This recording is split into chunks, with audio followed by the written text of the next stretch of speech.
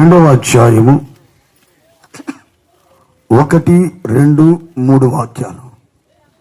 పేతురు రాసినటువంటి మొదటి పత్రిక 2వ అధ్యాయము 1, 2, 3 వాక్యాలు చదువుకుందాం. ప్రభువు దయాళుడని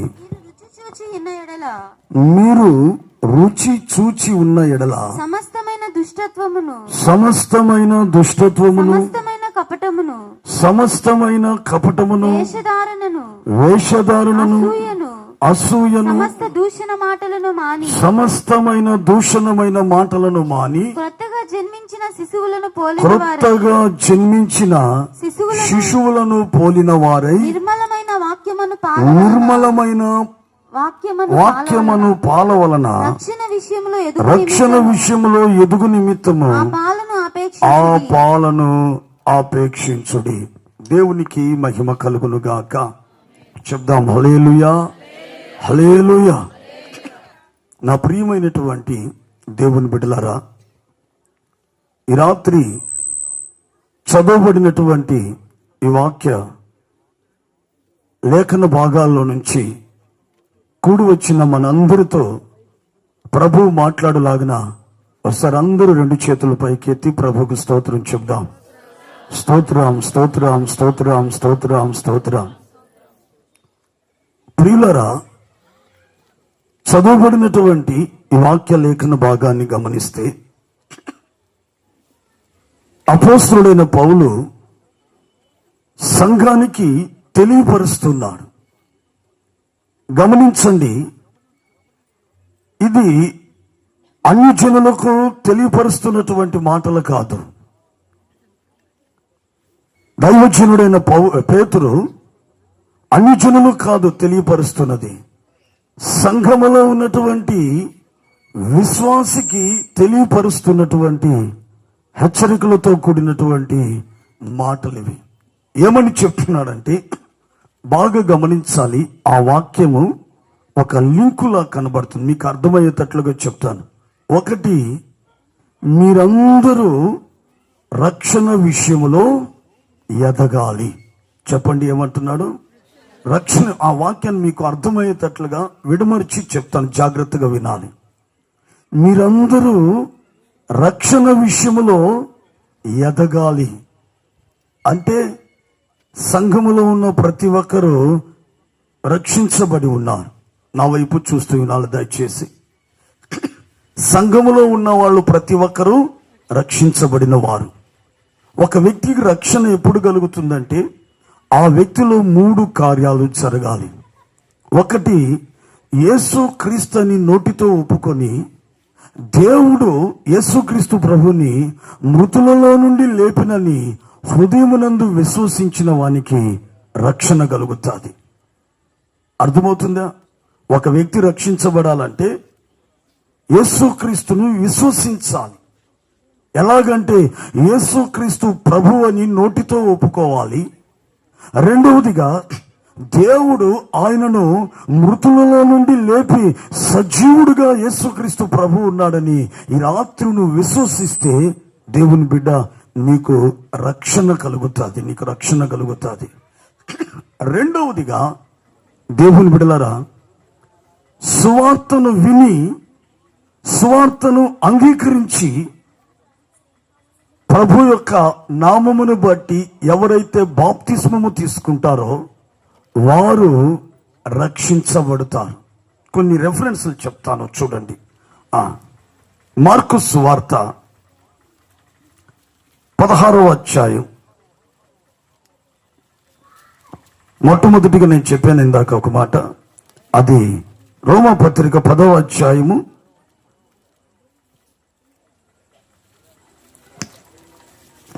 9వ వాక్యం చదవండి.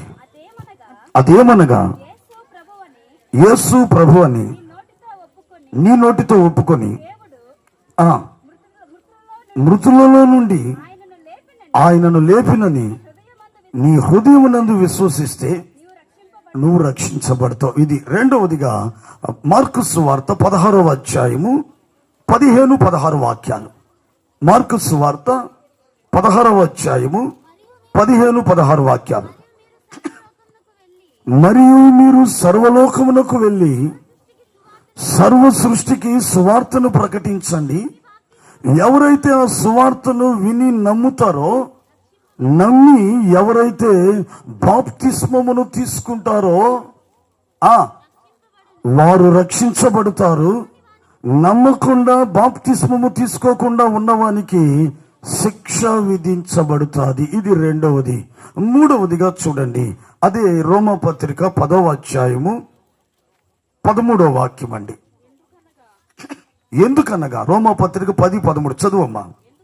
ఎందుకనగా ప్రభు నామమును బట్టి ప్రార్థన చేయువాడు ఎవడో, ఆమేన్, హల్లెలూయా, 30 60 100. ఒక వ్యక్తి యేసుక్రీస్తు ప్రభు ద్వారా అనుగ్రహించబడిన రక్షణ పొందాలంటే ఆ వ్యక్తిలో ఎవరైనా సరే, ఎక్కడున్నా సరే, ఏ పరిస్థితుల్లో ఉన్నా ఈ 3 కార్యాలు వారిలో జరిగితేనే సంపూర్ణంగా రక్షించబడినట్లే. ఈ 3 ఏ ఒక్కటి లేకపోయినా వాని రక్షణలో అసంపూర్ణత ఉంటుంది. ఒకటి, యేసుక్రీస్తుని నోటితో ఒప్పుకొని దేవుడు ఆయనను మృతుల్లో లేపినని హృదయమునందు విశ్వసించాలి. రెండవదిగా దేవుని బిడ్డలారా, ఆ సువార్తను విని అంగీకరించి ఆ సువార్త బట్టి మారు మనసు పొంది తండ్రి, కుమార, పరిశుద్ధాత్మ నామములో బాప్తిస్మమును ఎవరైతే పొందుతారో వారు రక్షించబడతారు. మూడవదిగా దేవుని బిడ్డలారా గమనించినట్లయితే, గమనించినట్లయితే ప్రభు నామమును బట్టి ఎవరైతే ప్రార్థన చేస్తారో వారు మాత్రమే రక్షించబడతారు. ఆమేన్, హల్లెలూయా. ఒకటి, విశ్వసించాలి. 2, బాప్తిస్మమును పొందాలి. 3, ప్రార్థించాలి. ఈ 3 కార్యాలు ఎవరిలో అయితే జరుగుతాయో దేవుని బిడ్డలారా, వారందరూ ఈ రాత్రి పరిపూర్ణంగా రక్షణ పొందిన వాళ్ళే. హల్లెలూయా, హల్లెలూయా. ఏ ఒక్కటి కూడా కొదువు కాకూడదు. యేసు ప్రభు నీ కొరకు సిలువను మోసి రక్తాన్ని చిందించి మరణించాడని నువ్వు విశ్వసించాలి. 3వ రోజున ఆయన మరణాన్ని గెలిచి సజీవుడిగా లేచాడని విశ్వసించాలి. నీకు రక్షణ కలుగుతుంది. రెండవదిగా ఆ సువార్తను విని అంగీకరించి తండ్రి, కుమార, పరిశుద్ధాత్మ నామములో ఖచ్చితంగా బాప్తిస్మమును నీవు పొందవలసిందేను. ఆమేన్. ఎఫెక్ట్ ఖర్చు. హల్లెలూయా, హల్లెలూయా. నా ప్రియమైనటువంటి దేవుని బిడ్డలారా, బాగా గమనించాలి. రాత్రి ఖచ్చితంగా బాప్తిస్మం అనేది ఉండవలసిందేను. అలా తీసుకుంటేనే, నేను చెప్తున్న మాటలు కాదమ్మా ఇవి, కల్పించి కథలు రాసుకొచ్చిన మాటలు కాదు ఇవి.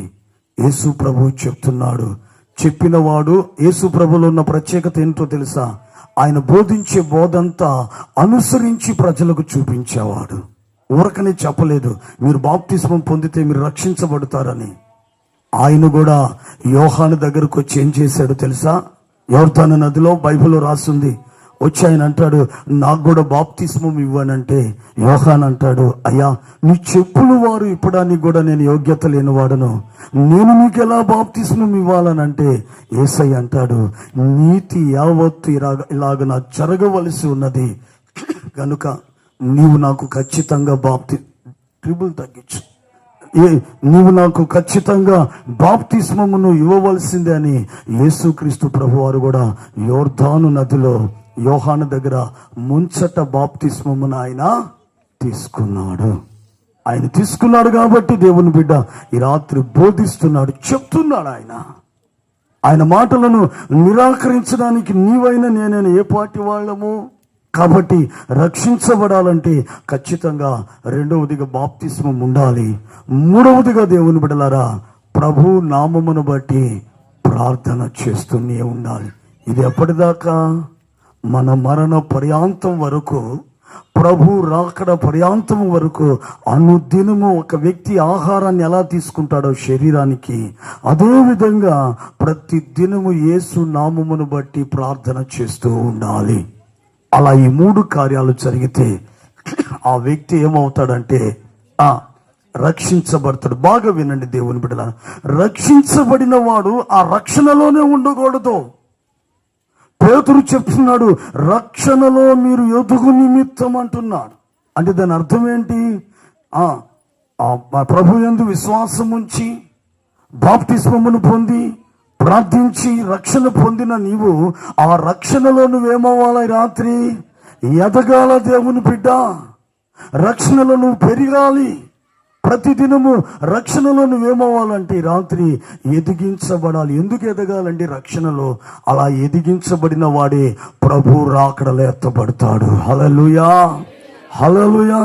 రక్షణలో ఎదిగిన వాడే ప్రభు రాకడలో ఎత్తబడి ప్రభుతో కలిసి యుగయుగములు పరలోక రాజ్యములో ప్రభుతో కలిసి జీవిస్తాడు. నేను రక్షించబడ్డాను లేదు చాలనుకుంటే కాదు. నాకు బిడ్డ పుట్టాడండి, ఆ బిడ్డ అలాగే ఉంటే ఏ తల్లిదండ్రులకు సంతోషం ఉండదు. ఆ బిడ్డ ఏమవుతుండాలా? రోజులు గడిచే కొలది, వారాలు గడిచే కొలది, మాసాలు గడిచే కొలది, సంవత్సరాలు గడిచే కొలది ఆ పిల్లవాడు ఏమవ్వాలా?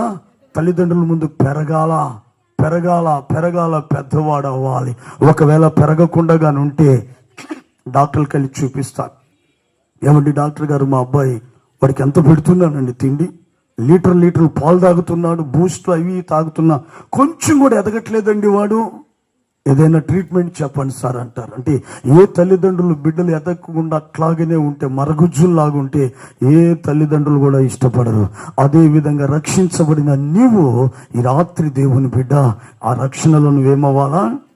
అదే పేతురు గారు చెప్తున్నారు సంఘానికి, రక్షణలో ఎదుగు నిమిత్తం. బాగా వినండి, రక్షణలో ఎదగాలంటే ఒక వ్యక్తి ఏమవ్వాలంటే క్రొత్తగా జన్మించిన అనుభవంలోనికి రావాలి. ఆమేన్, హల్లెలూయా, హల్లెలూయా. ఇప్పుడు రక్షించబడ్డావు, నీవు విశ్వసించావు, బాప్తిస్మం తీసుకున్నావు, ప్రార్థించావు, రక్షణ పొందావు. ఇప్పుడు ఆ రక్షణలో ఏమవ్వాలి? నీవు ఎదగాలంటే నువ్వు క్రొత్తగా జన్మించాలి. ఇదేంటండి, ఇంత వయసు ఉండి మాకు 60, 70, 50, 40, 30 సంవత్సరాలు ఉంటే ఇప్పుడు మరలా మేమేంటండి క్రొత్తగా జన్మించాలా? ఈ మాట మీకు కొంచెం బాగా అర్థం చేసుకోండి. నికోదేము అనేటువంటి ఒక దైవజనుడు, ఒక ధర్మశాస్త్రపు ఉపదేశకుడు యేసు ప్రభు దగ్గరికి వెళ్ళి యేసు ప్రభుని భలే పొగుడుతూ ఉంటాడు. ఎందుకో తెలుసా? అతనికి ఒక డౌట్, ఒక వ్యక్తి పరలోకానికి వెళ్ళాలంటే ఏం చెయ్యాలి? మళ్ళా ఆయన ఎవరు? రెవరెండ్ డాక్టర్ డి, ఏం పేరు? నికోదేము. రెవరెండ్ ఉంది, ఇంకా చాలా డిగ్రీలు ఉన్నాయి. కానీ ఒక మనుష్యుడు పరలోకానికి వెళ్ళాలంటే ఏం చేయాలో తెలియని పరిస్థితి. డైరెక్ట్గా కానీ యేసు ప్రభు దగ్గరికి వెళ్ళి, యేసు ప్రభు, ఒక వ్యక్తి పరలోకానికి వెళ్ళాలంటే ఏం చేయాలంటే, అప్పుడు ప్రభు అంటే, బుద్ధి లేనోడా, ఇంతకాలం సేవ ఏం చేస్తున్నావురా నువ్వు? సంఘానికి ఏం బోధిస్తున్నావు? ఒక వ్యక్తి పరలోకానికి ఎక్కి రావాలంటే ఏం చేయాలో తెలియకూడదు. అటువంటి విషయాలు కూడా తెలియకపోతే నిన్ను ఎవరు అసలు సేవకు పెట్టుకున్నాడని తిడతాడని ప్రభు ఆయన ఏం చేశాడు? చాలా జ్ఞానంగా వెళ్ళి యేసయ్య దగ్గరికి బలి పోగొడుతున్నాడండి. ప్రభా, నువ్వు ఎటువంటి కార్యాలు చేస్తున్నావండి? అద్భుతాలు చేసేస్తున్నావు, స్వస్థతలు జరిగిచ్చేస్తున్నావు, చనిపోయిన వాళ్ళు కూడా లేపేశావు. ప్రభు అంటాడు, నీ మాటలు కట్టిపెట్టు. నికోదేము, నువ్వు ఎందుకు వచ్చావో నాకు తెలుసు. ఎందుకో తెలుసా? ఒక మనుష్యుడు పరలోకానికి ముందు పరలోక రాజ్యాన్ని చూడాలి, తర్వాత పరలోకానికి వెళ్ళాలి. అలా వెళ్ళాలంటే ఏం చేయాలో తెలియదు. ఆ విషయం తెలుసుకునే దానికి చెప్తున్నాను విను. ఒక మనుష్యుడు నీటి మూలముగాను ఆత్మ మూలముగాను జన్మిస్తేనే గాని ఆ మనుష్యుడు దేవుని రాజ్యములోనికి. ఆమేన్. ఇదండి క్రొత్తగా జన్మించడం అంటే. యోహాను సువార్త 3వ అధ్యాయములో ఆ మాటలన్నీ ఉన్నాయి. మీరు ఇంటికి వెళ్ళి చదువుకోవచ్చు. 3వ అధ్యాయము 4 నుంచి, లేదా 3వ అధ్యాయము దేవుని బిడ్డల 1 నుంచి 5వ వాక్యం వరకు మీరు ఇంటికి వెళ్ళి చదువుకోండి. టిక్ చేసుకోండి, ఇంటికి వెళ్ళి చదువుకోండి. ప్రభు అంటాడు, ఒకడు పరలోకానికి వెళ్ళాలంటే నీటి మూలముగాను ఇదేంటండి, మనం అనుకుంటాము క్రొత్తగా జన్మించాలి. తల్లి ఈ నికోదేము కూడా అనుకుంటున్నాడు, నేనేంటి క్రొత్తగా జన్మించిన మరలా తల్లి గర్భంలోకి పోవడం ఏంటి ఈ మాటలు అనుకుంటున్నాడు. కానీ యేసు ప్రభు చెప్పింది ఆత్మ సంబంధమైన మాటలు.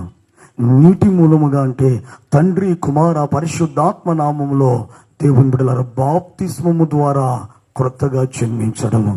పాత బ్రతుకు ఏమైపోయింది, పాపములో చనిపోవాలి. ఆ క్రీస్తు యేసు విషయంలో నీతి విషయంలో బ్రతికించబడాలి. అందుకే ప్రభు అంటాడు, నీటి మూలముగా అంటే బాప్తిస్మము ద్వారా నువ్వు పాప బ్రతుకంతా విడిచిపెట్టి పాపములో చచ్చిన వ్యక్తిగా మారి నీతి విషయంలో బ్రతికినట్లుగా బాప్తిస్మము ద్వారా క్రొత్తగా జన్మించాలి. అక్కడే రాయబడింది 5వ వాక్యంలో, ఆత్మ మూలముగా కూడా జన్మించాలి. అంటే దేవుని బిడ్డలారా పరిశుద్ధాత్మ ద్వారా మనము క్రొత్తగా జన్మించడం అంటే ఏదో కాదండి, నూతనమైన స్వభావం కలగడము. ప్రాచీన స్వభావం తొలగిపోయి మనలో నవనూతనమైనటువంటి స్వభావం కలగడము. అది బాప్తిస్మము ద్వారా. రెండవదిగా పరిశుద్ధాత్ముని ద్వారా ఒక వ్యక్తిలో కొత్తగా జన్మించిన అనుభవం, అనగా నూతన పరచబడినటువంటి అనుభవము. అందుకే పేతురు చెప్తున్నాడు, రక్షణ విషయంలో మీరు ఎదగాలి. అలా ఎదగాలంటే క్రొత్తగా జన్మించిన శిశువును పోలిన వారుగా ఉండాలి. అయితే దేవుని బిడ్డలారా బాగా గమనించాలి, ఆ క్రొత్తగా జన్మించడం అంటే నీటి మూలముగాను ఆత్మ మూలముగాను జన్మించడం. అది ఎవరు? ఆ మొదటి వాక్యంలో మనగాను చూస్తే ఏమేమి అనుకోవాలట? పేతురు చెప్తాడు, సమస్తమైన దుష్టత్వమును, కపటమును, వేషధారణను, అసూయను, సమస్త దూషణ మాటలు ఇవన్నీ వదిలిపెడితే నువ్వు కొత్తగా జన్మించిన అనుభవంలోనికి వస్తావు. ఏమేమి వదిలిపెట్టాలట? ఆ దుష్టత్వము, కపటము, వేషధారణ, అసూయ, దూషణ మాటలు.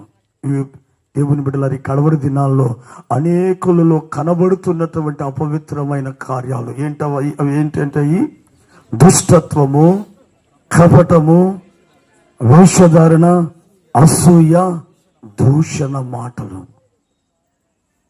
మాట్లాడుతూ ఉంటారండి. తప్పమని మధ్యలో అంగ్రేజీ వచ్చేస్తుంది, ఇంగ్లీష్ పదాలు. మీకు అర్థం చేసుకుని ఇంగ్లీష్ అంటే ఏంటవి అర్థమో? బూతు మాటలు ఎలా వస్తున్నాయి?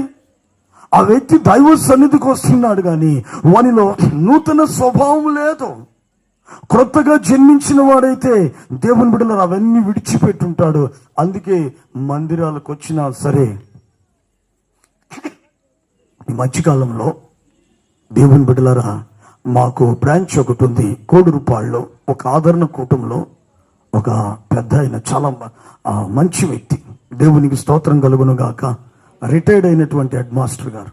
ఆయన వచ్చి ఒక పాట పాడతానని చెప్పి ఆ పురాతనమైనటువంటి పాట పాడాడు. అది ఎటువంటి పాట అంటే మద్యపానాన్ని గురించినటువంటి పాట. వాళ్ళకి అటువంటి కలిగిన వాళ్ళకి ఆ పాట పాడుతుంటే సురకలు వేస్తున్నట్లుగానే ఉంటాయి. అదంతా పాడి పాడి పాడి పాడి లాస్ట్కి ఒకరోజు ఒక పెద్ద గొప్ప దైవజనుడికి ఫోన్ చేశాడట ఆయన. ఏమండి మీ సంఘంలో ఈ పాట పాడకూడదా అని అంటే, ఊరుకోండి సార్, భలే ఆ పాట కనబడితే ఒక్కరు గుడికి రారండి, దశంభాగం ఎవరండి, కానుకలు ఎవరండి, భలే వాళ్ళు భలే పాట చెప్పారు మీరు. ఇంకేదైనా ఉంటే నూతన యెరూషలేము ఇటువంటి చెప్పండి సార్, మేము పాడతాము. అటువంటి పాటలు మాత్రం మేము పాడమండి. ఎందుకని? అటువంటి స్వభావం కలిగిన వాళ్ళు ఇంకా సంఘాల్లో ఉన్నారు. రోజులు, వారాలు, మాసాలు, సంవత్సరాలు గడిచినా సరే బ్రతుకు బాటలో మార్పు ఉండదు దేవుని బిడ్డ. అందుకే దుష్టత్వాన్ని, సమస్తమైన కపటమును, వేషధారను, దూషణ మాటలు వీటన్నిటినీ మానుకుంటే క్రొత్తగా జన్మించిన శిశువు వలె నువ్వు మారాలి. మారిన నీవేమవ్వాలంటే రక్షణ విషయంలో ఎదగాలి. ఇది ఈ రోజున మన యొక్క ధ్యానం. ఏమవ్వాలి నువ్వు? రక్షణలో పెరిగి పెరిగి పెరిగి పెరిగి పెద్ద పెద్దవానిగా మారిపోవాలి. ఎందుకంటే అలా రక్షణలో ఎదిగించబడి ఉంటేనే ప్రభు రాకడలో ఎత్తబడతావు. లేకపోతే మాత్రము దేవుని బిడ్డ ఖచ్చితంగా రాకడలో విడవబడిపోతావు. జాగ్రత్త సుమి. నువ్వు రక్షించబడి రక్షణ పొంది ఎన్ని సంవత్సరాలు అయిందో ఒకసారి నీకు నువ్వే పరిశీలించుకో. నువ్వు పొందిన రక్షణలో నువ్వేమైనా ఎదిగినట్లుగా నీకు అనిపిస్తుందా? ఈ రాత్రికి ప్రభు తన రాకడలో వస్తే రెప్పపాటులో మార్పు పొంది నా ప్రభుని ఎదుర్కోగలుగుతాననేటువంటి ఒక తీర్మానము, ఒక నిరీక్షణ, ఒక విశ్వాసము ఈ రాత్రి నువ్వు కలిగి ఉన్నావా? లేకపోతే దేవుని బిడ్డ ఈ క్షణమే ప్రభు పాదాలు పట్టుకొని బ్రతిమలాడు, అయ్యా నన్ను రక్షణ విషయంలో ఎదిగించు. ఎదగకపోతే నీ రాకడలో విడవబడిపోతాను. నన్ను రక్షణ విషయంలో ఎదిగించు ప్రభు అని నువ్వు అడగాలి. అందుకే పేతురు చెప్తున్నాడు, రక్షణ విషయంలో ఎదగాలంటే ఏం అపేక్షించాలట? వాక్యమనే అది రోజున వాక్యమనే పాలను నువ్వు అపేక్షించాల. పుట్టిన బిడ్డ, దేవుని బిడ్డలారా, దేన్ని అపేక్షిస్తుంటాడు? ఆ బిడ్డ నోరు తెరిచి అడగడు. ఆ ఏడుపు కన్న తల్లికి తెలుస్తుంది. నా బిడ్డకి ఆకలేస్తుందని వెంటనే ఆ పసిబిడ్డకు పాలు పడతారు తల్లి. అదే విధంగా దేవుని బిడ్డ, నీవు ఈ రోజున రక్షణ విషయంలో ఎదుగు నిమిత్తము నువ్వేం చేయాలంటే, దేవుని బిడ్డలారా, నిర్మలమైన వాక్యం అనేటువంటి పాలను నువ్వు అపేక్షిస్తే, పాలంటే ఏంది? వాక్యం. ఎటువంటి వాక్యం అంట? నిర్మలమైనటువంటి వాక్యము. అనగా నీలో ఉన్న సమస్త దూషణను, సమస్త పాపమును, అపవిత్రతను తొలగించి దేవుని బిడ్డ తెల్లని వ్యక్తిగా, అంటే ఒక సంపూర్ణమైన పరిశుద్ధత కలిగినటువంటి వ్యక్తిగా నిన్ను మార్చగలిగినటువంటి వాక్యాన్ని రోజున నువ్వు అపేక్షించాలి. దేవునికి మహిమ కలుగునుగాక. హల్లెలూయా. ఆ వాక్యము వలన, ఆ వాక్యాన్ని వలనే నువ్వు రక్షణలో ఎదుగుతావు. దేవునికి మహిమ కలుగునుగాక. ఆమేన్. హల్లెలూయా. ఈ రోజున నిన్ను నన్ను కన్న మన పరమ తండ్రి అయిన యేసుక్రీస్తు ప్రభువు వారు ఈ రాత్రి కాలము, దేవుని బిడ్డ, మన దగ్గర ఆయన కోరుకుంటున్నది ఏంటంటే, రక్షించబడిన మనము ఆ రక్షణలో ఏమవ్వాలంటే రాత్రి దేవుని బిడ్డ ఎదగాలి. రక్షణలో ఎదిగితేనే రాకడలు ఎత్తబడతాడు. అదేంటండి? కొంచెం బాగా వినాలి. రక్షణలో నువ్వు ఎదుగుతూ ఉంటే, ఎదిగేటువంటి నీ జీవితంలో కొన్ని అద్భుతమైన కార్యాలు జరుగుతాయి. రక్షణలో నువ్వు ఎదుగుతూ ఉంటే దేవుని బిడ్డ ప్రభు కొన్ని అద్భుతమైన కార్యాలు జరిగించి నిన్ను రాకడకు సిద్ధపరుస్తాడు. నువ్వు ఎదగాలి. ఈ రోజున వాక్యమును సమయము దొరికినప్పుడల్లా వాక్యాన్ని వినాలి, వాక్యాన్ని చదవాలి, వాక్యాన్ని ధ్యానించాలి. వాక్యముతోనే దేవుని బిడ్డ నీ జీవితాన్ని పెనవేసుకోవాలి. వాక్యము ద్వారానే రక్షణలో నువ్వు ఎదుగుతూ ఉంటే నీ జీవితంలో దేవుడు కొన్ని అద్భుతమైన కార్యాలు చేసి నేను రాకడకు సిద్ధపరిచేస్తాడు. అయితే రాత్రి రక్షణలో, అనగా ఆత్మ సంబంధంగా రక్షణ విషయంలో మనం ఎదిగినప్పుడు ప్రభు మన జీవితంలో ఎటువంటి కార్యాలు చేసి మనలను తన రాకడకు సిద్ధపరుస్తాడో ఒక 2-3 మాటలు టూకీగా చెప్తాను. చూడండి. మొదటి సమూయేలు గ్రంథము 3వ అధ్యాయము 19వ వాక్యం. మొదటి సమూయేలు గ్రంథం 3వ అధ్యాయం 19వ వాక్యం. అదుగో గమనించండి. సమూయేలు పెరిగి పెద్దవాడు కాగా, చాలండి. హల్లెలూయా, హల్లెలూయా. ఇప్పుడు చెప్పండి, సమూయేలు మనకు తెలుసు కదా. సమూయేలు ఎవరు కుమారుడు? హన్నాకు. దేవుని బిడ్డలారా, ప్రభు సన్నిధిలో తన ఆత్మను కుమ్మరించుకొని కన్నీరు విడిచి ప్రార్థించి ప్రభువుతో ఒక మొక్కుబడి చేసుకున్నప్పుడు దేవుడు అనుగ్రహించినటువంటి వాగ్దాన పుత్రుడండి ఎవరు? సమూయేలు. అయితే ఆ సమూయేలు ఎక్కడ పెరిగి పెద్దవాడయ్యాడట? పాలు విడిచేంత వరకు హన్నమ్మ తన ఇంట ఉంచుకొనింది. పాలు విడిచాడంటే అప్పుడు ఆ సమూయేలు వయసు ఎంత ఉంటుంది? ఒక 3 ఏళ్ళు, లేదంటే ఒక 4 లేదంటే ఒక 5 ఏళ్ళు అంతే. ఆ వయసులో హన్నా వచ్చి యెహోవా మందిరములో సమూయేలు నుంచేసిందండి. ఇప్పుడు సమూయేలు యెహోవా మందిరములో యెహోవా దయందును మనుషుల దయందును అతడు ఏం చేశాడంటే వర్ధిల్లుతూ దినదినానికి పెరిగి పెరిగి పెరిగి పెరిగి ఏమైపోయాడంటే ఇప్పుడు చెప్పాలి, పెద్దవాడైపోయాడు. ఇప్పుడు మనము కూడా రక్షణ పొందిన మనము ప్రతిరోజున వాక్యాన్ని విని చదివి ధ్యానించి ఆ రక్షణలో మనం కూడా ఏమైపోవాలి, దినదినానికి సమూయేలులాగా పెరిగి పెద్దవాళ్ళం అయిపోతే అప్పుడు దేవుడు ఏం చేశాడట, చదవాలి అక్కడ, ఎప్పుడు తోడై ఉన్నాడట మా సమూయేలుకి. అతడు పెరిగి పెద్దవాడైనప్పుడే యెహోవా అతనికి తోడై ఉన్నాడు. ఆమేన్, హల్లెలూయా, హల్లెలూయా. ఈ రాత్రి దేవుని బిడ్డ గమనించండి, సమూయేలు చిన్నవాడుగా ఉన్నప్పుడు కాదట, చిన్నవాడుగా ఉన్నప్పుడు దేవుడు దయదలుస్తున్నాడు. ఆయన దయ ఉంచినందువల్ల అతడు ఎదుగుతున్నాడు, అతడు పెరుగుతున్నాడు దేవుని మందిరంలో.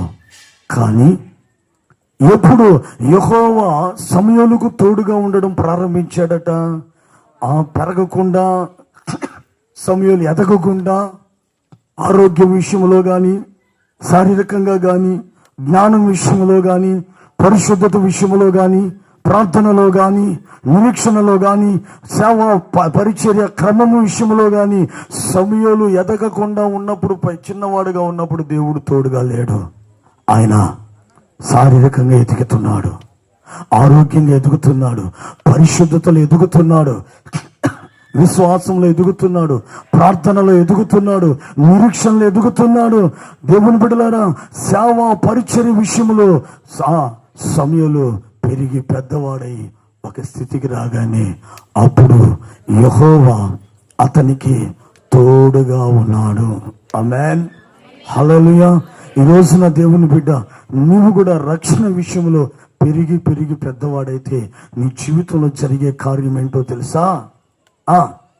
చెప్పాలి, యేసయ్య నీకు యుగ సమాప్తి వరకు సదాకాలము తోడుగా ఉంటాడు. హల్లెలూయా, హల్లెలూయా.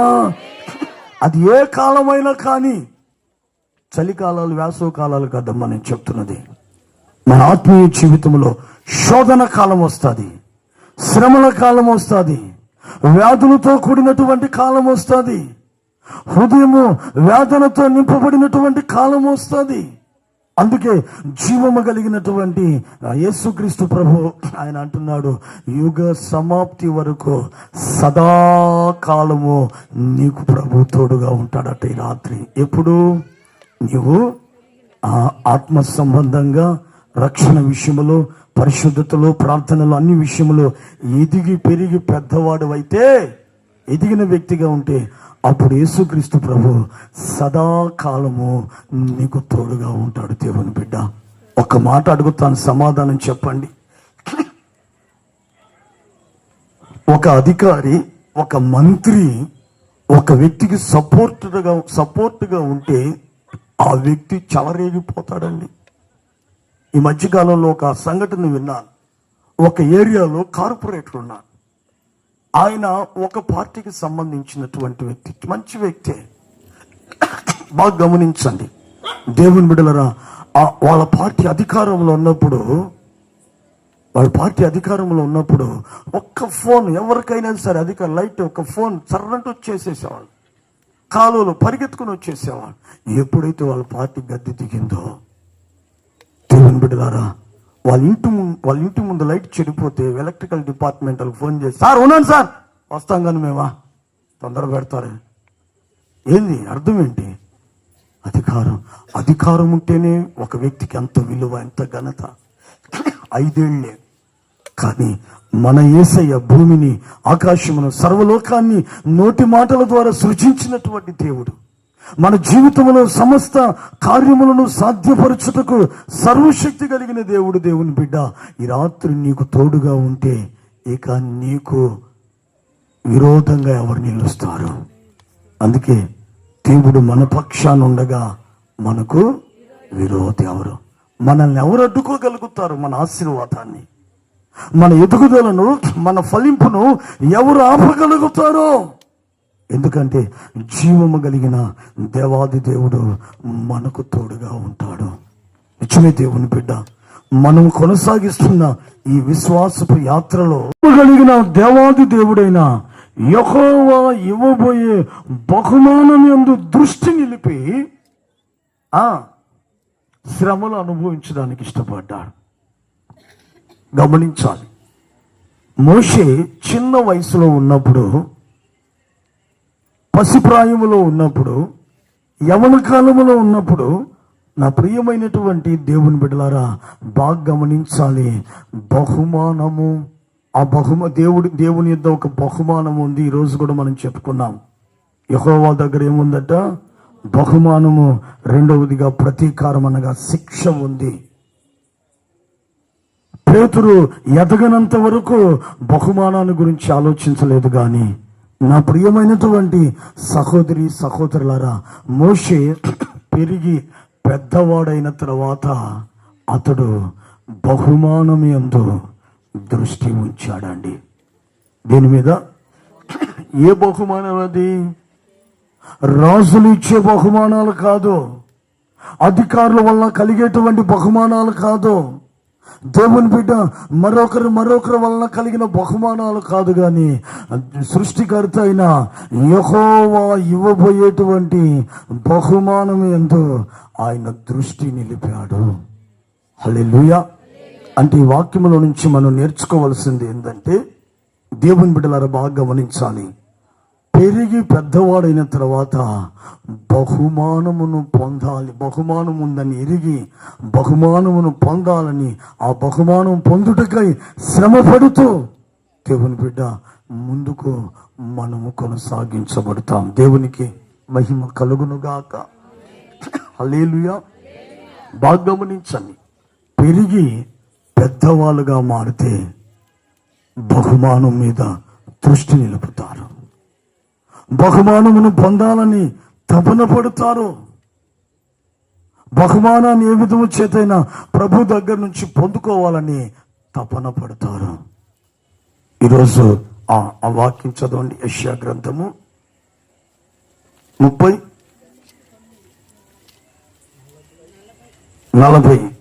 40వ అధ్యాయం, యెషయా గ్రంథం 40వ అధ్యాయం 10వ వాక్యం.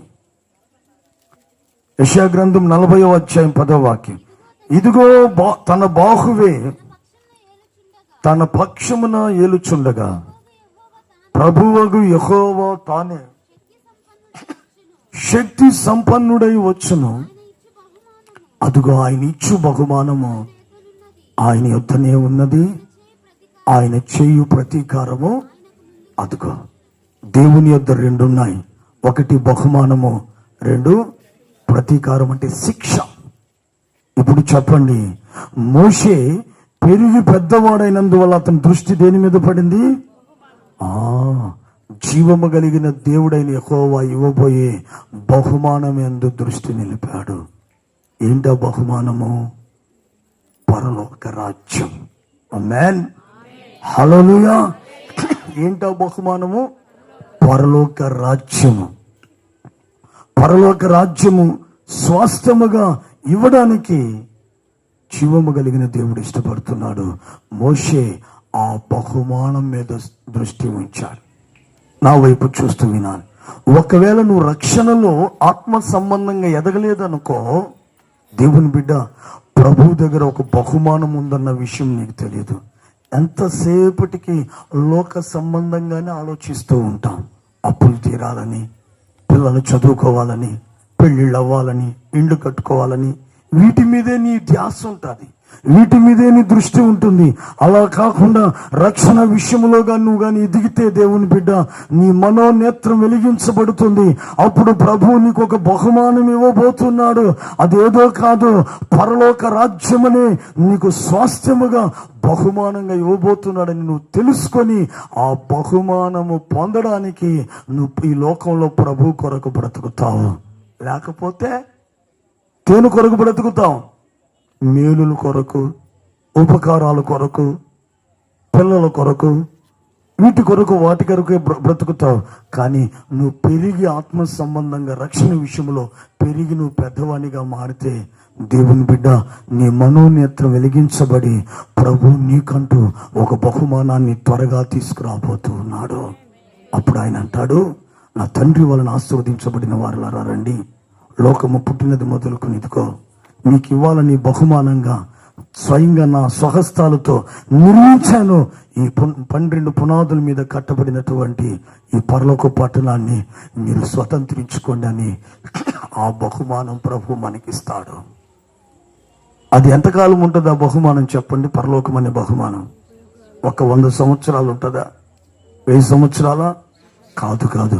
యుగాయుగములు ఆ మహిమ కలిగిన పట్టణాన్ని దేవుని బిడ్డ మనం పొందుకున్న ఆ పట్టణంలోనే ఉంటాం. అందుకే ఆయన ఇవ్వబోయే బహుమానం ఎందు నువ్వు దృష్టి పెడతావు, నువ్వు పెరిగి పెద్దవాడిగా మోసే వలె మారితే. అయితే ఆ బహుమానం పొందడానికి, బహుమానం ఉందని తెలుసుకోవడం ఒకటైతే, ఆ బహుమానముని ఎలా పొందాలో అని కూడా మోషేకి ఎప్పుడు తెలిసింది? బాలుడుగా ఉన్నప్పుడు కాదండి. పెరిగి పెద్దవాడైన తర్వాత దేవుని దగ్గర ఒక బహుమానం ఉంది. మరి ఆ బహుమానం పొందాలంటే ఏం చెయ్యాలో కూడా అతనికి తెలియపరచబడింది. ఎందుకంటే అతను పెరిగి పెద్దవాడై ఉన్నాడు. నీ ఆధ్యాత్మికంగా రక్షణ విషయంలో నువ్వు పెరిగి పెద్దవాడిగా ఉంటే నీకు ప్రభు ఇవ్వబోయే బహుమానం పరలోకం నీకు తెలుస్తుంది. ఆ బహుమానాన్ని ఎలా పొందాలో కూడా నువ్వు తెలుసుకోగలుగుతావు. ఆయన తెలుసుకున్నాడు కాబట్టి అంటున్నాడు, క్రీస్తు విషయమై నింద భాగ్యము. అల్పకాలపు పాప భోగీచ్చులు అనుభవించుట కంటే దేవుని ప్రజలతో కలిసి నేను శ్రమ అనుభవించడము. చాలా మంది అనుకుంటారు, ఏంటి మోషే ఏదైనా మేలు అడుగుతారు, ఆశీర్వాదాలు అడుగుతారు. ఇదేంటి మోషే ఏమడుగుతున్నాడు? క్రీస్తు నిమిత్తమట. ఏంది? అదే ఒక నింద రాని ఉండు. ఓ గుండెలు బాదుకుంటారు. నిందను తొలగించడానికి సాక్ష్యాలు ప్రవేశపెడతారు, ఎంతో రిస్క్ చేస్తారు. కానీ పౌలు యేసయ్య నిమిత్తం నాకు నింద కావాలండి అని అంటున్నాడు. విచిత్రంగా ఉన్నాడు. నింద నేను భరిస్తానండి. మోషే, నువ్వు ఐగుప్తు నింట సర్వ విద్యల యందు ప్రావీణ్యతను సంపాదించుకున్న జ్ఞానం కలిగిన వ్యక్తి, ఏడు నువ్వు నింద అడుగుతున్నావు? అయ్యా, నిందించబడితేనే, యేసయ్య కొరకు లోకంలో శ్రమ పడితేనే బహుమానం నాకు కలుగుతుంది. చాలా మంది బహుమానం పరలోకం ఎవరికి కావాలంటే టపి మన అందరి చేతులు ఎత్తుతారు. ఇది మీ ప్రాంతంలో ఒక 5 అంకణాలు సంపాదించుకోండి ఉచితంగా. నారు పెరకేస్తారు నిలబెట్టి. ఎవడు నువ్వు, ఎక్కడి నుంచి వచ్చావు, ఎట్లా వచ్చింది? సంపాదించుకోలేదు. అటువంటిది శాశ్వతమైన రాజ్యం పరలోక పట్టణంలో నువ్వు సంపాదించుకుంటా తేలిగ్గా వచ్చేస్తుందా? ఆయన కొరకు నువ్వేం చేయాలి లోకంలో? ఆమేన్, హల్లెలూయా. నిందలు పొందాలా, అవమానాలు పొందాలా, శ్రమలు అనుభవించాలా, బాధించబడాలా, కరువులు కాట ఎలా వచ్చినా సరే వాటన్నిటినీ రాత్రి దేవుని బిడ్డ నువ్వు భరించాలి, సహించుకోవాలి. అది మోషేకు తెలిసింది కాబట్టి ఆయన అంటున్నాడు, అయ్యా నాకు శ్రమను పెట్టాయా. మనం ఏ రోజైనా ఇటువంటి మాటలు వచ్చుంటాయమ్మా ప్రార్థనలో? ఎటువంటి మాటలు? యేసయ్యా, యేసు నామములో నాకు నింద కలుగును గాక అంటారా? నాకు శ్రమలు వచ్చును గాక అంటారా? అంటారమ్మా. అవసరమైతే నా శ్రమలు ఆ పక్కింటోళ్ళ మీదకు పోను గాక, ఈ నిందలు ఈ పక్కింటోళ్ళ మీదకు పోను గాక అని చెప్తారు. కానీ నా మీద వచ్చును గాక అని ఎవరు కూడా అన్నారు. కానీ పెరిగి పెద్దవాళ్ళైతే ఖచ్చితంగా కోరుకుంటారండి. దేవునికి మహిమ కలుగును గాక. హల్లెలూయా. అపోస్తుడైన పౌలు, సౌలు అపోస్తుడైన పౌలుగా మారిన తర్వాత యేసయ్య కొరకు ఎన్ని శ్రమలు పొందాడమ్మా. ఒకటి తక్కువ 40 కొరడ దెబ్బలు 3 సార్లు తిన్నాడు ఆయన. బెత్తాలతో భయంకరమైనటువంటి అనేక సార్లు కొట్టబడ్డాడు, బాధించబడ్డాడు. ఆయన కలిగినదంతా అమ్మేసి నడి రోడ్డు మీద నిలవబడ్డా. లాభం అనుకునేదంతా నష్టంగా చేసుకున్నాడు. అతడు సేవ చేసిన దినాలంతా శ్రమ పడుతూనే ఉన్నాడు. ఈ రోజుల్లో ఎవరమ్మా సేవ చేసేవాళ్ళు? ప్రభా, ఈ సేవకుని రెట్టింపు, మళ్ళా ఏలియా అభిషేకం, 7 ఇంతల అభిషేకం నా మీదకు పంపును ఆయన. ఏ రోజైనా ప్రభా నేను నీ సేవ చేస్తున్నా, ఒక శ్రమ పంపించు, ఒక రోగాన్ని పంపించని ఎవరైనా అడుగుతారా? పౌలు కోరుకున్నాడు, ఉన్నదంతా ఏం చేశాడు? అమ్మేసి దేవుని బిడ్డ లాభం అనుకున్నదంతా నష్టంగా ఎంచుకున్నాడు. ఈ రోజున చిన్న సమస్య వస్తే కాలు నొప్పి నడుము నొప్పి వచ్చిందంటే వంట చేస్తారు, మార్కెట్కి తిరుగుతారు, షాపింగ్ చేస్తారు. దేవుని ప్రార్థనకు రావాలంటే మాత్రం ఆరోగ్యం బాగాలేదన్నా, నా వల్ల కాదన్నా, ఇలా ఉంటే నువ్వు పరలోకానికి ఎట్టెళ్తావన్నా, ఎట్టెళ్తావమ్మా నువ్వు? విశ్వాసు అయినా సేవకుడు ఎవరైనా సరే ప్రభు కొరకు, అందుకే యేసయ్య అంటాడు, తన్ను తాను ఉపేక్షించుకుని తన సిలువ ఎత్తుకుని నన్ను వెంబడించకపోతే వాడు నాకు శిష్యుడు కానేరుడు. అంతే, నేను అదే చెప్తాను. వస్తాయి రోగాలు, వస్తాయి పోతాయి. కృప పొందుకొని పరిగెత్తాలి తప్ప అంబాలిస్ చెప్పకూడదు. తెలుసు కదా అంబాలిస్ అంటే ఏంటి? అంబాలిస్ అంటే ఆ ఇసుక రేటు అంబాలిస్. చాలు చాలు తాగండి, ఆపండి, ఆరోగ్యం బాగుండేది చెప్పకూడదు. దేవుని బిడ్డ ఒక్కసారి నాగటి మీద చేయబెడితే అర్థమవుతుందా? వెను తిరిగి చూచువాడు పరలోక రాజ్యములోనికి వెళ్ళాడు. మరి పౌలు అన్ని శ్రమలు పొంది లాస్ట్ ఆయన చెప్పిన మాట ఏందో తెలుసా? మంచి పోరాటము పోరాడి తిని నా పరుగును కడముట్టించి తిని, అదిగో నా దేవుడు నాకు బహుమానం ఇస్తున్నాడు. ఏంటది? నీతి కిరీటము. చప్పట్లు కొట్టి దేవునికి స్తోత్రం చెప్దాం. హల్లెలూయా. ఊరకనే వచ్చిందమ్మా బహుమానము పౌలుకి? చెప్పండి, పేరు మార్చుకున్నంత మాత్రం వచ్చేసిందా? సౌలును ఇప్పుడు అపోస్తలుడైన పౌలుగా పేరు మార్చుకున్నందువల్ల నీతి కిరీటం వచ్చింది. ఏం చేశాడు? పోరాటము పోరాడాడు. ఆ పోరాటములో విశ్వాసాన్ని కాపాడుకుంటున్నాడు, పరిశుద్ధతను కాపాడుకుంటున్నాడు, ప్రార్థన జీవితాన్ని కాపాడుకుంటున్నాడు. దేనిని కూడా పోగొట్టుకోకుండా పోరాడి పోరాడి పోరాడి నా ప్రియమైన దేవుని బిడ్డ చివరిగా బహుమానం పొందేశాడమ్మా. ఎంత బహుమానం చెప్పండి? నీతి కిరీటం. ఊరకనే వచ్చిందా? ఊరకనే వచ్చిందమ్మా? రాలేదు. సుఖపడిన వాళ్ళకి రాదు అది. ఏం చేయాలా? పోరాటము పోరాడిన వాళ్ళకే, శ్రమ పడిన వాళ్ళకే ఆ బహుమానం వస్తుంది. ఈరోజున దేవుని బిడ్డ నీవు కూడా పెరిగి పెద్దవానివైతే నీకు బహుమానం తెలుస్తుంది. ఆ బహుమానం పొందాలంటే క్రీస్తు యేసు కొరకు నువ్వేం చేయాలంటే ఏం చేయాలా? నువ్వు ప్రభు కొరకు పడే ప్రతి శ్రమ వ్యర్థం కాదు, గుర్తుపెట్టుకో. అనుకుంటున్నావు నేను ఎంత బాధించబడ్డాను ఈ రోజున, నేను ఎంత దుఃఖపడుతున్నాను ఈ రోజున, నేను ఎంత శ్రమ. దేవుని బిడ్డ, యేసయ్య కొరకు నువ్వు పడినవేవి వ్యర్థం కాదు. గిన్నెడు చన్నీళ్ళు ఇస్తే మరచిపోనటువంటి దేవుడు. నా ప్రభు కొరకు నువ్వు సిలువను మోస్తే, నిందించబడితే, శోధించబడితే, శ్రమ పడితే ఆయన మర్చిపోవడానికి అన్యాయస్తుడు అనుకుంటున్నావా? కానే కాదు. దానికి తగిన బహుమానాన్ని రేపు నీకు దేవుడు నిశ్చయంగా అనుగ్రహిస్తాడు. అందుకే నువ్వు రక్షణలో పెరిగి పెద్దవానిగా మారితే బహుమానాన్ని నువ్వు గుర్తించి బహుమానాన్ని పొందుకుంటాం. మూడవదిగా చూద్దాం, పెరిగి పెద్దవానిగా అయితే న్యాయాధిపతుల గ్రంథము 13వ అధ్యాయం 24వ వాక్యం. ఆ తరువాత ఆ స్త్రీ కుమారుని కని అతనికి సంసోను అని పేరు పెట్టారు. చూడండి, ఆ బాలుడు ఎదగకుండా మరగుజ్జులాగా ఎక్కడేసిన గొంగలి అక్కడే అన్నట్లుగా ఉన్నప్పుడు అతని జీవితంలో ఏం జరగలేదు. ఆ బాలుడు సంసోను పెరిగి ఎదిగినప్పుడు, పెద్దవాడైనప్పుడు యెహోవా అతనిని ఆశీర్వదించెను. హల్లెలూయా.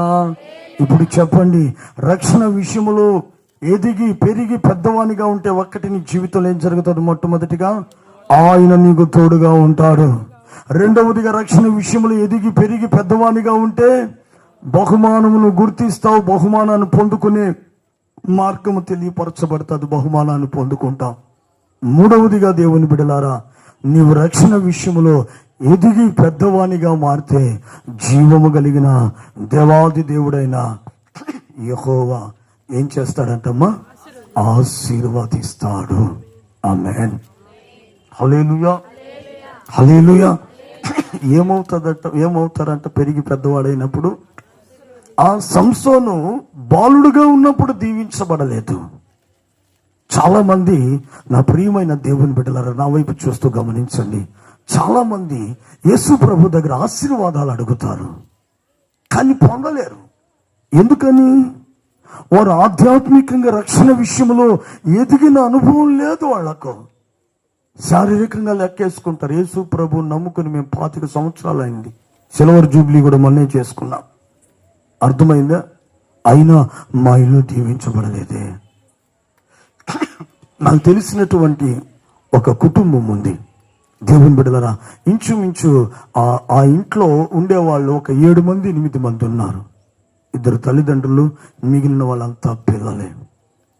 గమనించాలి, ఆ ప్రాంతంలో మొట్టమొదటిగా ప్రభువుని ఎరిగినటువంటి కుటుంబం అది. ఈరోజు అక్కడికి వెళ్తే అక్కడ వాళ్ళ ఇల్లు లేదు, స్థలం లేదు, అమ్ముకొని చెదిరిపోయి ఉన్నారు. నాకు తెలిసి ఆ ఇంటి యజమానుడు నాతో చెప్పిన మాట, 28 సంవత్సరాలైంది పాస్టర్ గారు నేను ప్రభువుని నమ్ముకున్నాడు. నమ్ముకున్నాడు. మరి ఆ ఇల్లు ఏది, ఆ స్థలం ఏంటి, అది ఏది? ఆశీర్వాదం తొలగిపోయింది, ఆ కుటుంబం విచ్ఛిన్నమైపోయింది. ఈ రోజున దేవుని బిడ్డలారా, సంవత్సరాల తరబడి క్రైస్తవులుగా పిలువబడుతున్న వారి కుటుంబాల మీద ఆశీర్వాదం ఉండట్లేదే. కారణం ఏంటి? వాళ్ళు ఆ శారీరకంగా సంవత్సరాలు లెక్కెత్తుకుంటే సీనియర్లే కానీ ఆత్మ సంబంధంగా రక్షణ విషయంలో ఎదిగినటువంటి వాళ్ళు కాదు.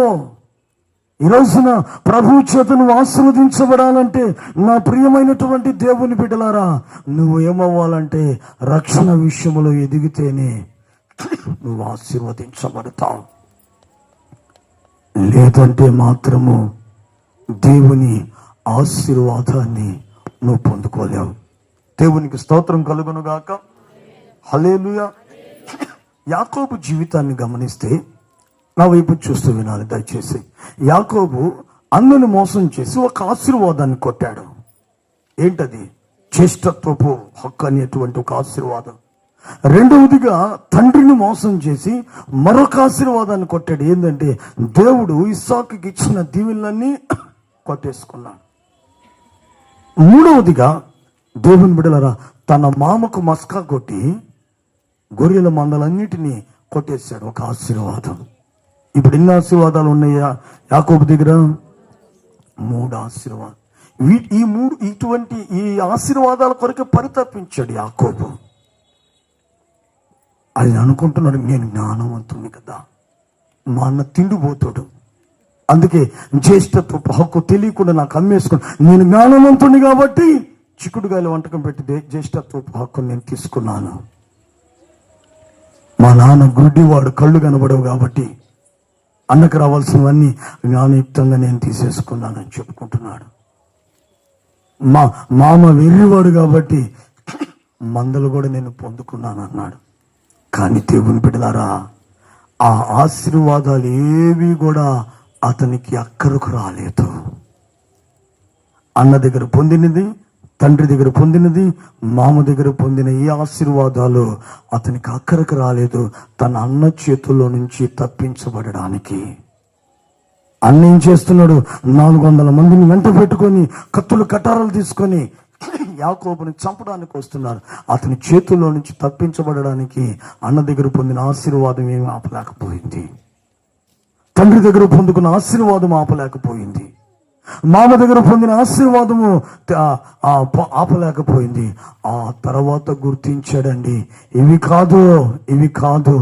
నేను నా తల్లి గర్భములో ఉండగానే దేవాది దేవుడు మా అమ్మగారికి ఇచ్చిన వాగ్దానము, ఆ ఆశీర్వాదమే ఈ రోజున నన్ను కాపాడుతుందని. ఆ రాత్రి అబ్బోకు రేవు దగ్గర యాకోబు దేవుని పాదాలు పట్టుకుని పెనుగులాడి ఆశీర్వాదాన్ని పొంది తన అన్న చేతుల్లో నుంచి తప్పించబడ్డాడండి. ఆమేన్. హల్లెలూయా. హల్లెలూయా.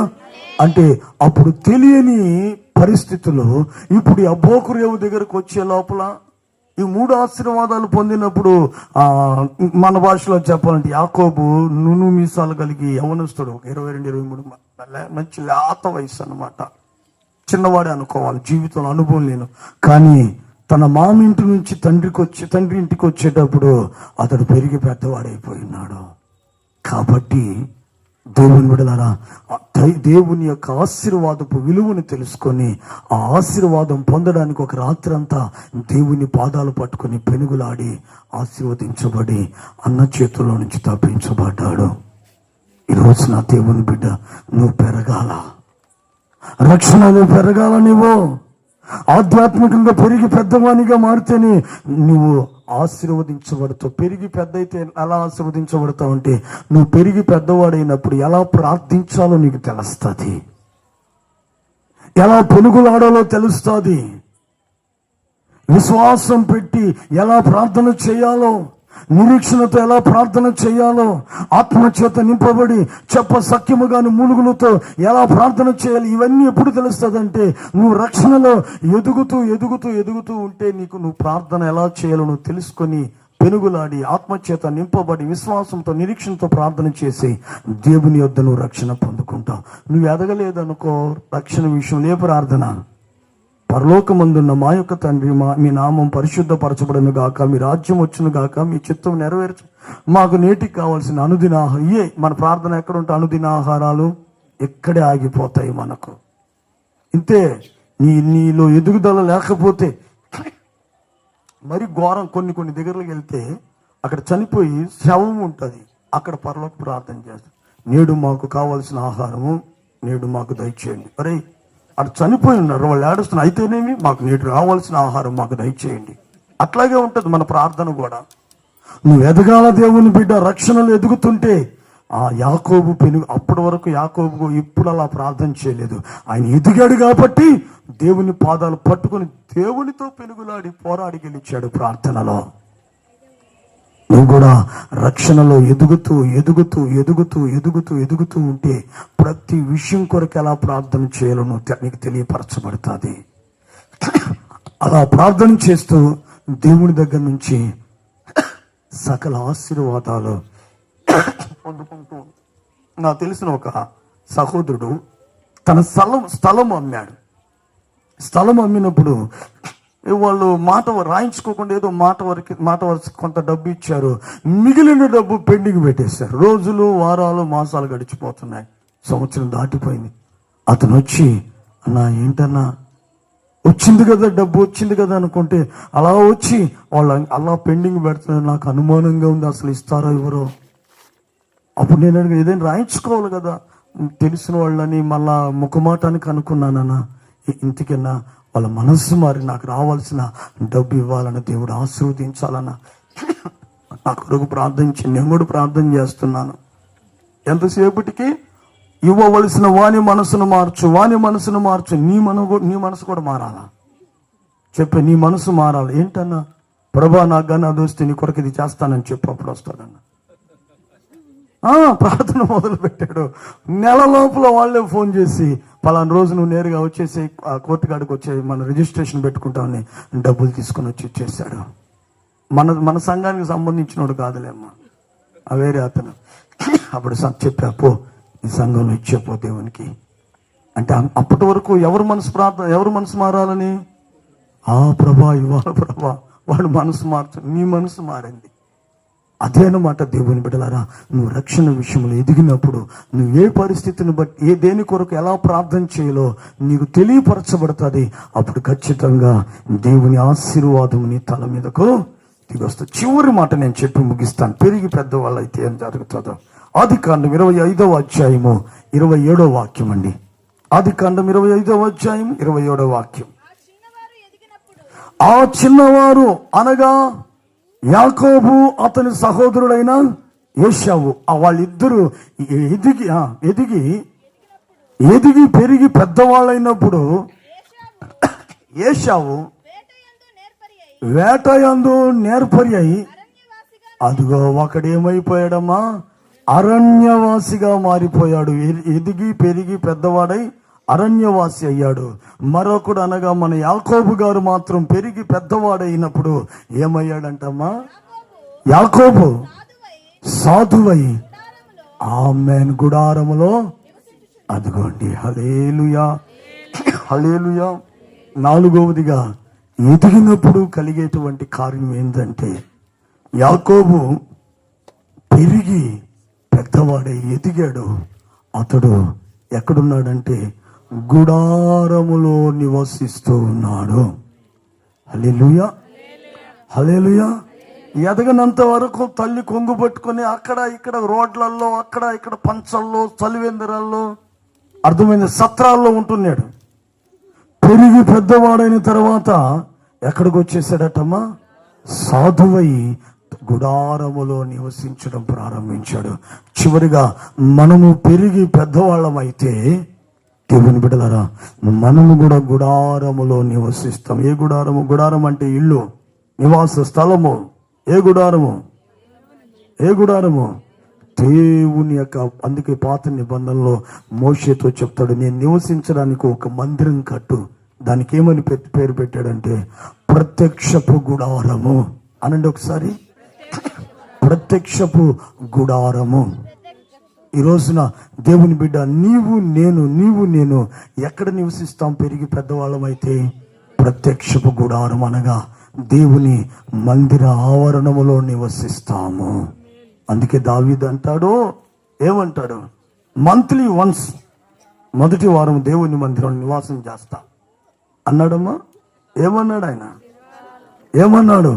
చిరకాలము నేను యెహోవా మందిరం అనగా గుడారములోనే నేను నివసిస్తాను. ఎందుకంటే దావీదు సామాన్యుడు కాదు, ఆధ్యాత్మికంగా పెరిగి పెద్దవాడైపోయినాడు, దేవునికి ఇష్టముగా మారిపోయినాడు. దేవుని బిడ్డలారా, అందుకే దావీదు ఎక్కడున్నాడంటే దేవుని మందిరములో నివసిస్తూ ఉన్నాడు. ఈ రోజున నీవు రక్షణ విషయంలో ఎదిగి పెద్దవానిగా మారితే నువ్వెక్కడంటే అక్కడ ఉండవు. కానీ దేవుని బిడ్డ, ప్రతి పునరుత్థాన దినమందు దేవుని మందిరములో నివసిస్తాం. ఆయన మందిరములో ఉన్న మేలుల చేత తృప్తిపరచబడతాం. ఆయన మందిరములో ఆయన మహిమను, తేజో మహిమను చూడగలుగుతావు. ఒక్క మాటలో చెప్పాలంటే, మందిరములో నివసిస్తేనే నువ్వు ప్రభువులో అక్కడ ఎత్తబడతావు. హల్లెలూయా, హల్లెలూయా. త్రోవ ప్రక్కన పడి ఉన్న వ్యక్తిని సమరయుడు వాని కట్లు కట్టి ఎక్కడికి పెట్టాడు? తీసుకెళ్ళాడు. ఆ పూటకొళ్ళవాడి ఇల్లు అంటే ఏదో తెలుసా? దేవుని మందిరం. పూటకొళ్ళవాడంటే సేవకుడు. అప్పగిచ్చి చెప్తాడు, వాడిని పరామర్శిస్తుండయ్యా, వానిని పరామర్శిస్తుండు, వానికి భోజనం పెట్టు, నేను మరలా వస్తాను. వచ్చి వాడిని తీసుకుపోయాడు. అందుకే దేవుని బిడ్డ, ఈ రోజున నువ్వు రక్షణ విషయంలో పెరిగి పెద్దవాడు అయితే నువ్వు ఎక్కడ ఉంటావంటే యాకోబు వల్లే. యాకోబు గుడారములో ఉంటే నువ్వు దేవుని మందిరములో ఉంటావు, పచ్చని వలివ చెట్టు వలె. అందుకే రాత్రి రక్షణ విషయంలో నువ్వు ఎదిగితే 4 కార్యాలు జరుగుతాయి. ఆ కార్యాలను బట్టి నువ్వు ప్రభు రాకడకు సిద్ధపరచబడి ఎత్తబడిపోతావు. చెప్పండి, ఆ రక్షణ విషయంలో ఎదిగితే, రక్షణ విషయంలో ఎదిగి పెరిగి పెద్దవాళ్ళమైతే ఏంటి ఆ కార్యాలు? 1, యెహోవా తోడై ఉంటాడు. 2, బహుమానమును పొందుకుంటాం. 3, ఆశీర్వాదం పొందుతాం. 4, ఆయన మందిరములో నివసిస్తాం.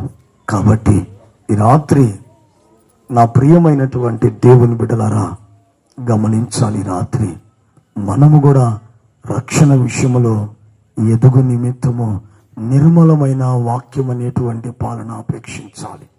మనం రక్షణ విషయంలో ఎదిగితే ఈ 4 కార్యాలు ప్రభు మన జీవితంలో జరిగించి మనల్ని ప్రభు రాకడకు సిద్ధపరిచి ఆయనతో పాటు యుగాలు ఆయన మహిమ కలిగిన రాజ్యములో ఉంచుతాడు. దేవుడు అట్టి కృపను ఈ రాత్రి మనకు దయచేయును గాక. ఆమేన్. ప్రార్థన చేసుకుందామా? ఒక నిమిషము దేవుని బిడ్డ ఉన్న చోటనే తల వంచి కళ్ళు మూసి నాతో కలిసి ప్రార్థనలో ఏకీభవించు.